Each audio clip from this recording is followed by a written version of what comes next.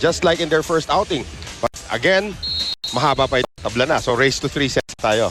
But you know, today's match, I would think that it's different from the previous matches because both teams have their own set of injured players. So it's hard, you can't really compare. Pero alam natin, both teams familiar nga with each other. Ngayon, mas evenly match and 1-1. We'll see. Gonzaga takes a spill and blocks everybody from getting to that ball. Oo, na-block na si Tina Salak, na-block na si Balse. Nipis-nipis na nga. Naharangan pa niya yung mga yun. 1-1. And if it's Fun Family Pizza, it's gotta be Shakey's. Rhea Di Maculangan. Serving well today, actually, to si Rhea. Salak, combination. Gonzaga, Cases is there. Oy, panalo si Ortiz sa joust. Oh, no-look joust pa yun, ha? So, 2-1. Sabi ni Micah, With a smile, yan. Kita reaction niya. Sana may kumuha ng picture no, nung point of impact na yan. Lagay ko sa article ko. Oh, ang ganda ng point of impact na yon. 2-1. Ito na, sound effects game. Sa panahon ng tagulan, iwas Lion Tiger Katolang Cavite. Proudly, Philippine made. Saan yung aso? Yun. Hina. Namamalat yung aso. 3-1. Ayan, temo. Kakasabi natin ang plug na yun. Nakagawa na naman tong Air Force. And they're playing with a different kind of intensity. Yes. Dimac once again. Salak. Gonzaga. Ang ganda ng dig ni Rhea. Balmaceda ay pamimigay. Agno. Salak. Bautista into the net. 4-1 Air Force. Well, it's Army actually that's playing bad. Oo. No? But we gotta give credit nga to the defense of Air Force because digging, they've been digging well. Pati, sinabi nga natin, yung blocking towards the end of the second set. Yep. And again, if you're just joining us, Iya Yonko is Mr. Second game ngayon para dito sa Philippine Air Force. Pero ang balita naman para dito sa kumpara ng Philippine Army as there's another service ace from Rhea is that Rachel Andakis is also not playing today. So I don't know which is the bigger loss, Yonko for Air Force or Dakis for Army. Pero ngayon, 5-1 lamang po ang Philippine Air Force. Axel is the official outfitter of the Shakey's V-League. Di Maculangan, serving again. Oh, serving well. Kamote na naman tuloy itong kupunan ng Army sa reception. Caballero changing directions. Sabas trying to drop that one in. Back set ngayon, Caballero. And again, late coverage for the Philippine Army. Dinadaan sa bilis ng Air Spikers. Yep. But I'm surprised actually Coach Rico is not tapping Dalia Cruz or Michelle Carolina. Somebody fast, yeah. Oy, happy birthday, Venus Bernal. Maraming salamat sa pagpapaalala ninyo de Guzman. Birthday ni Reyna. Venus Bernal, former UST MVP of this league as well. And Jovelyn Gonzaga says, quiet kayo. Quiet lang muna kayo. Oh, Gina Sabas now serving for Army. Still down by 4. Air Force, ang ingay dito sa side na ng Air Force. Kung nakikinig kayo, kanang bahagi, ang ingay. And there's another strike there coming from Micah Ortiz. Well, you know, they're obviously enjoying themselves. Kasi diba sabi nga ni Biaka kanina sa report niya, they're not expecting to win. Yun ang sabi ni Coach Aying. Sabi lang niya. Everybody on this team thinks they can beat Army. Here's Salak now. Bautista gets it across. Cases. Dimac. Caballero. Masyado malapit sa net. Pantino natalo doon kay Gonzaga. Pantino babawi. Pantino dug up there by Tinagno. Salak, Gonzaga. And Gonzaga will miss. And Jovelyn has been doing everything. Pero it's still Air Force up by 6. We'll be right back. Sa isang tao lamang. Also, they brought it into their attention na wala naman problema sa depensa kundi ang effort talaga. Kaya presence of mind lang para sa Lady Troopers ang kailangan. Sa Air Force naman, pumped up naman sila. And sa kanila nga ang momentum. Pero kung may isang concern si Coach Aying, ito ang sanang wag ma-pressure ang kanyang mga players kung sakali titindi ang laban dahil nabanggit niya kanina na hindi pa hinog ang Air Force as a team at baka ma-choke sila. Pero so far, so good para sa Air Force. Back to you, Noel and Noreen. Kasi sabi lahat ni Coach ay hindi pa hinog yung team. Lahat yan talaga counter. That's completely the opposite of what we're seeing right now. Maybe he's doing reverse Oh, psychology. yun na nga eh.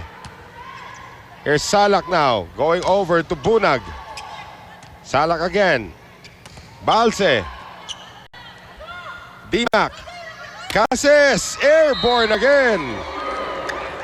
Well, you can see the difference really in the faces of this Air Force and Army. Talagang ang Air Force, all smiles. Ang Army talaga parang, it's so gloomy. Gloomy No? sa labas. Gloomy sa loob, gloomy sa Pero again, labas. they have to move on. Dakis is not in the lineup. Adjust na tayo. Spantino hits into a service error. In fact, 2 of the 4 points itong Army have come on errors. Yeah. So they have to generate their own offense. Guapa now to serve. Balmaceda. Dimac. Tapik. Lift up na yun para dito kay Bunag. Dimac ulangan. Cases again. Balmaceda. Dimac ulangan. Caballero. Great block there coming from Bunag. Gonzaga down the middle for Balse. Good dig. Dimac ulangan doing everything ngayon. Cases on the drop. Good save. Dimac, one hand set, Neneng Tapik, Gonzaga, Salak!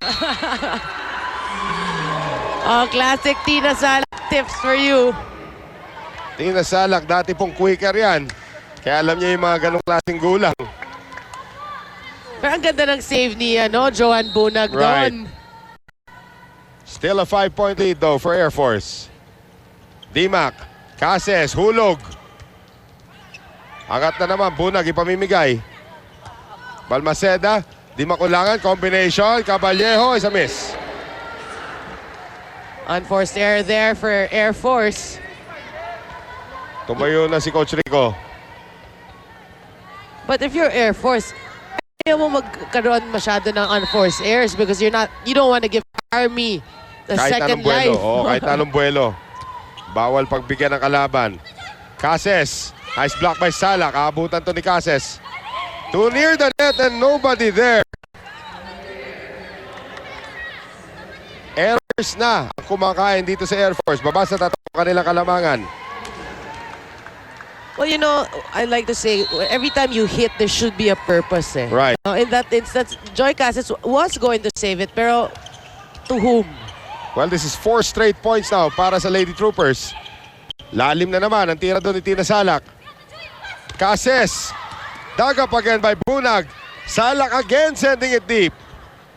Here's Caballero. Hulog na naman. Bunag.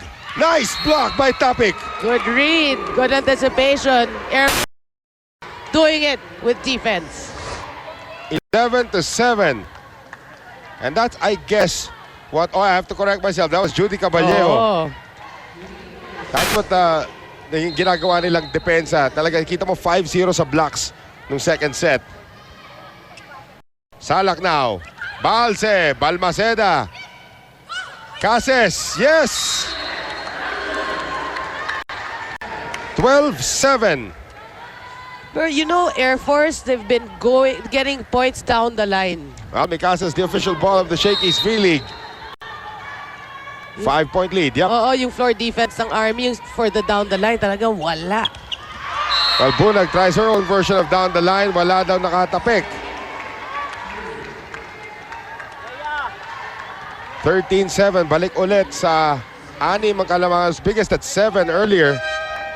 And this you're looking for Dalia Cruz. Here she is. Papalitan niya muna ito si King Balse. So more speed para sa kupunan ng Philippine Army. The entry of the former Lyceum star, yep. Here's Salak now, going to Bunag. Here's Cases, airborne. Dalia Cruz, binigay dito kay Bunag. Nakahabang naman doon si Dimac ulangan. Sa likod galing Jovelyn Gonzaga. Good Dug up dig. there by Pantino. Cases. Hulog na naman. Off the block this time. Well, again, you gotta love the aura of this Air Force squad. Ganda na tinatakbo nila. Oh, And the way they lost in the first set, akala mo, nako, mukhang deflated na naman sila. But again, Joy Cases delivering sa panahon ng tagulan, iwasan ng dengue, Lion Tiger katolang gamitin. Proudly Philippine-made. Salak, hinulog. Hindi na maaabutan sa valiant effort, however. Galing kay Rhea Di Maculangan. 14-8. Baba sa 6. Now Dalia Cruz.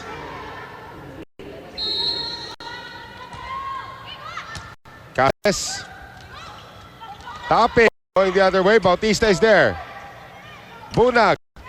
The block. Pantino. Dimac going to Cases again. And the down the line works. again, down the line, Noel. Ang liliit na dinadaanan ng mga tira nitong Air Force, ha? But they are on target. 15-8. Neneng Topic to serve. Ibang Air Force today, no? Saka ibang ingay galing sa bench ng Air Force ngayon. Everybody's talking, everybody's communicating. Salak now. Running attack, Bunag. Bumalik ang kanyang pagiging middle spiker that time. Na-miss na niya, eh, no? 15-9 on that Bunag kill. Still a 6-point lead for Air Force. Joan Bunag. Balmaceda. Di Maculangan for Ortiz who will miss. Well, still a comfortable 5-point lead. Again, you can't get too comfortable with any lead against the Philippine Army. That's true. If it's on Family Pizza, it's be Shakey's. I forget sino kalaban ng Army na they were down 22-12 or 21-12. Sino ba kalaban lang ng Bari? Iba si Dalia Cruz. The moment of Dalia Cruz. Oh, yun na nga eh. 22-12. Hinabol ng Army. Nalo pa sila. Oo. So again, no lead is safe. And this lead is down to 4. Bunag again. Di Maculangan for Cases. Nice block there by Sabas. One more time around for Cases. Ando si Gonzaga. Salak sa kabila. Bautista. Good dig. Dimac. Cases. Lusot na naman kay Salak. Army is making or thank you for joining us. Ito po ang aming paghatid sa inyo ng Shakey's V-League Open quarter-final matchup between the Philippine Army and the Philippine Air Force. Sa ngayon lamang po ang Philippine Air Force 16-11. Noel Zarate kasama po si Noringo at si Bianca Saldua. So this is third set action tied at 1 set apiece. So far so good for the Air Spikers. And I was talking to Coach Mac earlier. We were saying, iba talaga yung ingay ng Air Force ngayon. Right. Eh. Here's Salak. Bautista check ball. Natakam si Cases. Akala niya maabutan pa niya yun. Nakakatayo niya. I mean, ang cute ng reaction niya after. Para napaso. Oo. 16-12. Once again, no lead is safe against the Philippine Army. Especially when this young lady is there, Tina Salak. And as we said, on cue. Ayan na, Tina Salak. The volleyball powerhouse from Cavite. Oh, speaking of Cavite, batiin naman natin si Andre Mullacanda. Dalhin mo naman yung lazy boy mo rito. Para ma-experience naman natin yung paghahatid ng volleyball na lazy boy ang Tsaka gagawin. mga cupcakes ni Ivy. Yun! Yeah, si Ivy. Miss ko na yung magkapatid na yun. Nagugutom tuloy ako. It is down Ang to dami mo 2. nakakinain ng pizza, no? Pantino nakabuelo. Gonzaga is there. Gonzaga will do the setting for Jeannie Sabas. And that one is turned back by Micah Ortiz. What a time for that to come. Yun yung mga ano, lagi mo sinasabi na pamatay sunog. Oo. 17-14. And back to serve is Rhea Di Maculangan. Magandang consistency na pinakita niya today from the service line. Tahimik bigla. Oo nga eh. Bunag overcooks it. Salak. And that's a late call, but that is the correct call. Well, Tina Salak knew it. Tumayo na si Coach Aying. Parang 1 second, wala pang pitoy. Overreaching violation gives Air Force another 4-point lead. And you said it, no? It's because Rhea de Maculangan has been serving very well throughout this match. Right. Another good one from Rhea. Ace. Grabe, pinapakita ni Rhea de Maculangan. Yan ang grace under pressure talaga. Oo. Humahabol lang ang Army at lahat. Easy-easy lang serve, ace. Back to another 5-point lead.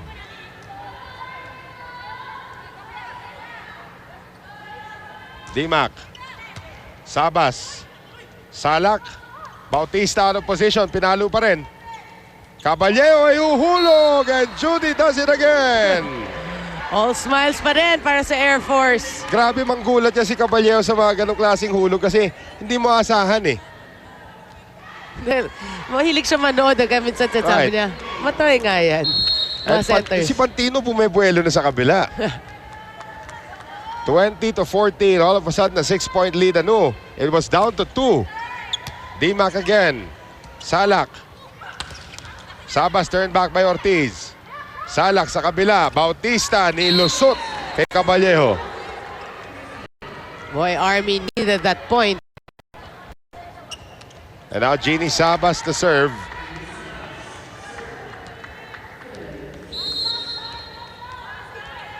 (2015) Cases. Rhea. Caballero off the block. Kept alive. Angat para dito kay Bautista who will miss. That's a sorry error there para sa Army because there are no blockers. Right. At papalit na ulit itong semana for whoever is going to serve in this rotation. And that will be Micah Ortiz. 21-15. So the captain trying to serve it out para sa Air Spikers. Bunag. Salak. Dalia Cruz wala sa pwesto. Backset ngayon. Caballero again.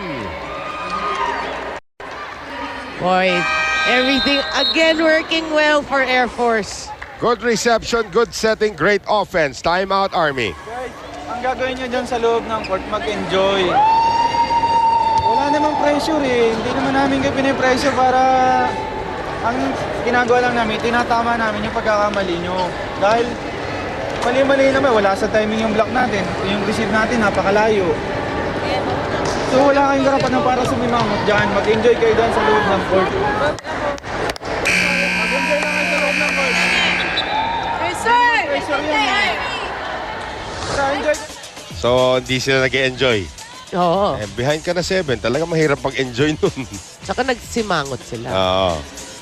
Kamot ulo, Tina Salak. Not having a particularly good day. 3 points away from taking a 2-1 lead against the Philippine Army. Semana. Salak, combination, Bautista. Di Maculangan. Kabila, dinaan, Pantino, nice block by Gonzaga. Well, that's what Coach Rico is saying. Huwag kayo magsimangot. You gotta work for your points. Palitan ng tao dito. Dalia Cruz will sit once again. Balse will return. So baba sa 6. Pwede pa yan para sa Army. Bautista with the serve. Semana. Di Maculangan. Caballero nakabuelo. Gonzaga. Sa dulo pinapunta. Zone 1 open. That was so beach volleyball for you. Pero sa beach volleyball out yun. Oo. May hangin pa. Down to 5. Go over to Caballero once again. Agno. Salak inangat para kay Gonzaga. Off the net.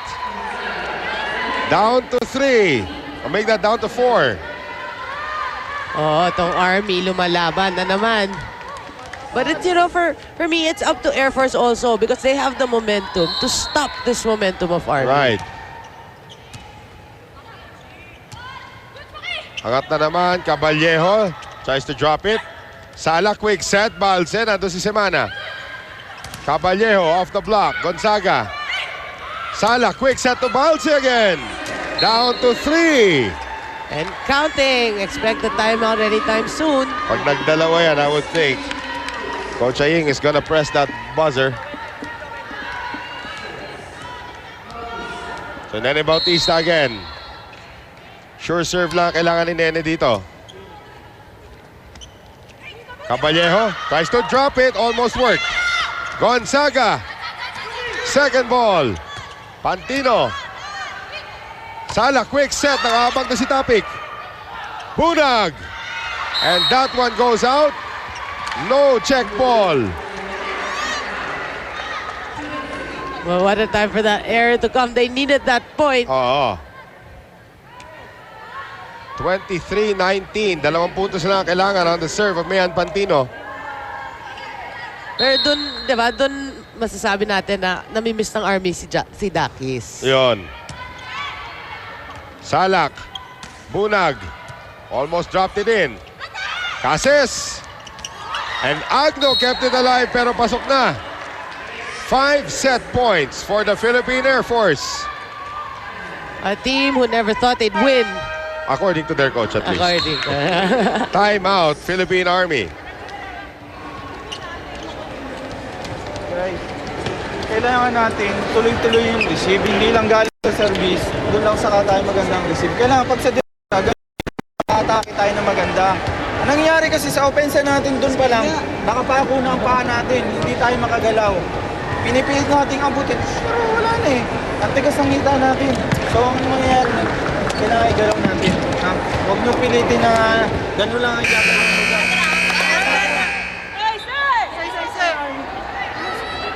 Trying to egg on the troops no matter how. Kita natin dito yung tira ni Bunag. Talaga wala nakahawak. clear as day. And kita natin si Joy Cases. Dinaanan naman sa lakas. So again, 5 set points for the Air Force. Pantino, good serve. Salak, combination. Bunag, nice block by Caballejo. And that will do it. So now the Philippine Air Force leads 2 sets to 1 against the Philippine Army.